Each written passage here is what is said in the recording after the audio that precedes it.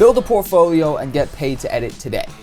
I'm a little bit tired. It's about 9:40 a.m. I've been up since about 6, and I'm thinking to myself, talking with a couple kids over the past 2 days about setting up a freelance career, about setting up basically the start of a freelance career, right? And a couple little anxieties and stuff people have been having that I thought I'd address and try simplified essentially, right? So build a portfolio and get paid to edit today. The freelance game, even starting in it, can be prepared and started literally today. It's not something that's a massive, crazy thing. Honestly, your mind will make it bigger than it is. And I'm gonna break it down to the absolute simplest, most basic steps. Real quick before we crack on with the video, guys, a huge shout out to Invoice Ninja. Link down below. They are a invoicing platform for freelancers or small business entrepreneurs. They try and make the invoicing process simpler. You can track who's paid you, who hasn't, and overall, it aims to simplify the invoicing process, and they got a gorgeous mobile app for both Android and iOS that makes the whole thing even simpler. Check them out, link down below. Let's crack on with the video. But here's the 3 steps to starting freelancing. First off, build a portfolio / a presentation of your work. Super easy. I'll get into types of stuff this could be in a second. I put together a brand new portfolio in 30 minutes this morning.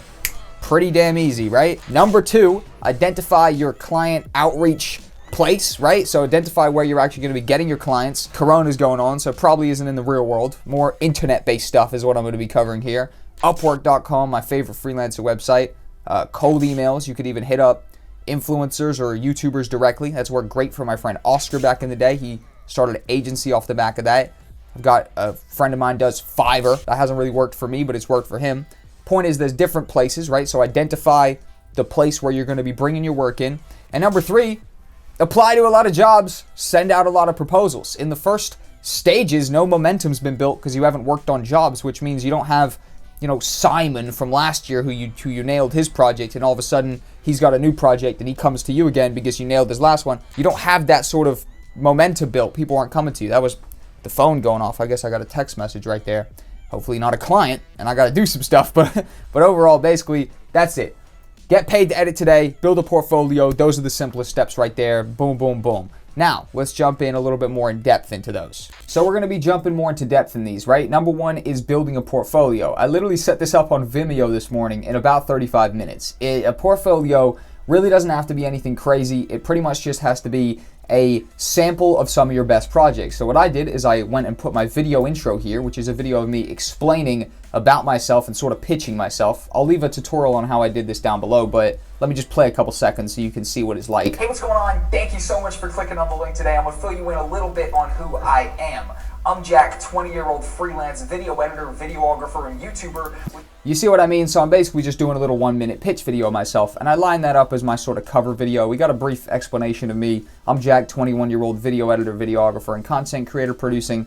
You know what I mean, right? So it's a very simple portfolio. I put this together in 25-30 minutes this morning, and I've just got 4 different sample projects that I thought accurately portrayed my ability, and 1 sort of cover video breaking everything down, which could easily be substituted as like a video intro or a show reel you could put there if you're not really like the on-camera articulating type of person, right? You could put your show reel there.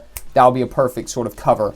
My phone's going off again. I'm really hoping it's not the clients. I'll leave that portfolio link down below. Vimeo.com/JackColeTQ9. Put it together in 25 minutes. Super, super easy. Honestly, Vimeo could be a really good platform to put together portfolios, but you see what I mean? The portfolio, you really don't have to really overthink that. It doesn't have to be some next level crazy design. It just has to have past projects that you've completed that accurately portray your ability so that when you present that to clients who want to pay you, they can see, oh, they can clearly do what I want them to do.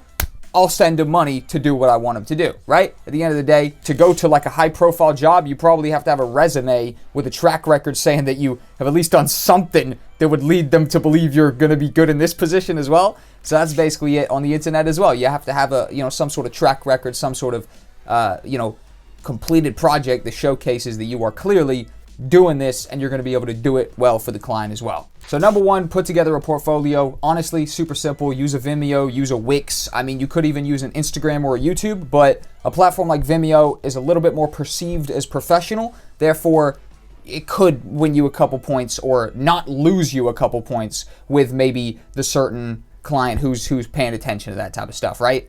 Breakdown of number 2, the identify where you're reaching out to clients. This one is crucial as well. However, certain places might perform different results for different people. For example, my good friend Oscar, he built a video editing agency for YouTubers off the back of cold emailing YouTubers. He would basically go find a YouTuber on the search results of YouTube that looked like they might need an editor or could benefit from one. He'd then, make his way to the About section, and there is a view email address for pretty much every YouTuber. Any big YouTuber, you're going to be able to view email address because that's how they get their sponsorship posts, right? I can tell you firsthand, you need that little email there so that the brands can reach out to you to pay you. And essentially you can exploit that as a freelancer in a positive way. You're not, doing anything negative really. You just find that email, reach out to them. That worked great for my friend Oscar. Fiverr's worked really good for another one of my friends. However, neither of those have really worked phenomenal for me. For me, it's been Upwork.com.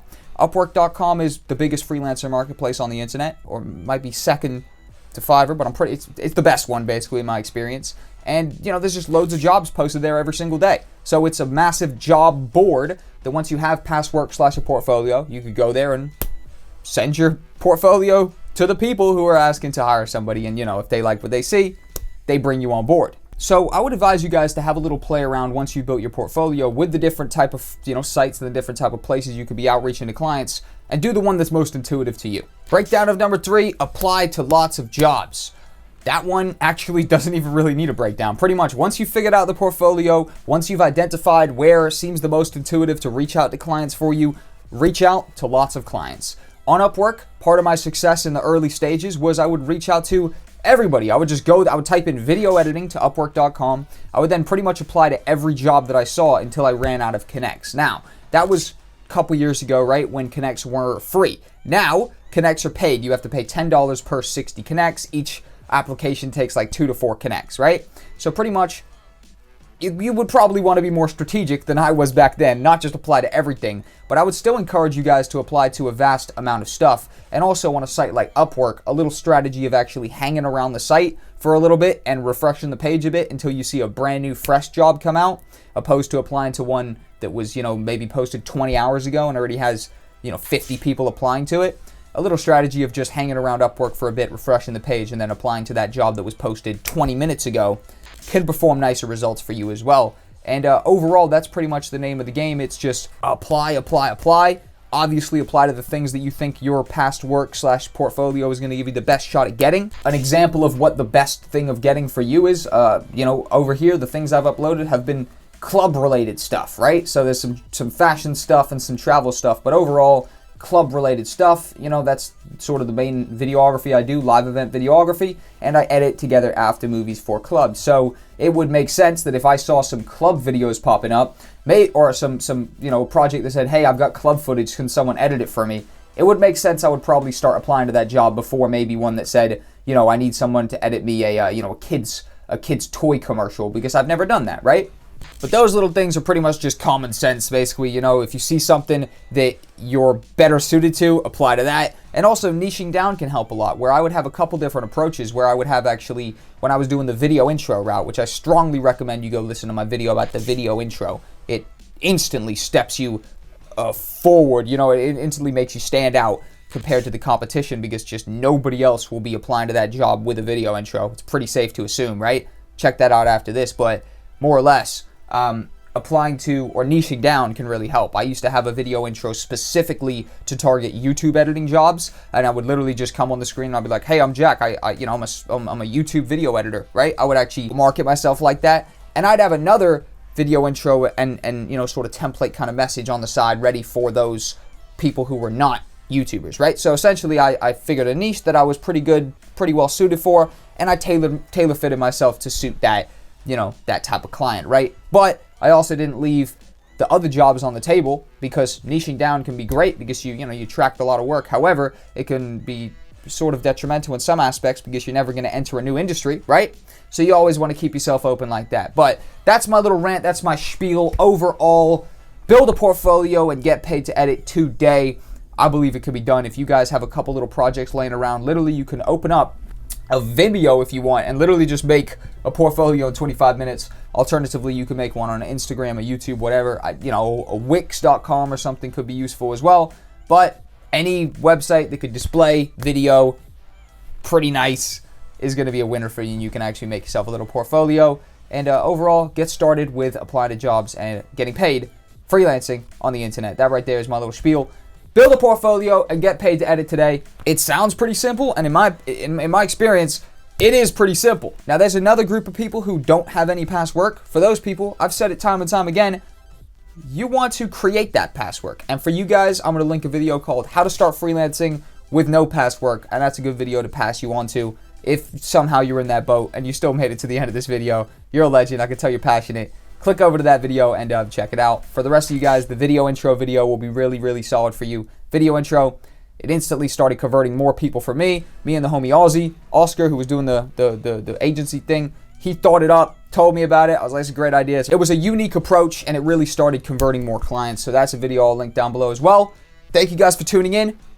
And shout out to Invoice Ninja for sponsoring today's video. Another quick word from them. I want to send a huge thank you to invoiceninja.com for sponsoring today's video. If you're like me and you really don't like doing the paperwork, personally, I don't. I dropped out of school when I was 17 years old. I'd much rather be filming and editing and, doing my passion. So if you also prefer to focus on your passion and not waste a lot of the time on the admin stuff, check out Invoice Ninja. They're about as simple as it gets. That's right, Invoice Ninja down below. Legendary for freelancers. And, if you've made it to the end of this video, you're probably a freelancer, so it's free. And there's a paid version as well. Could be worth checking it out. Thank you guys for watching.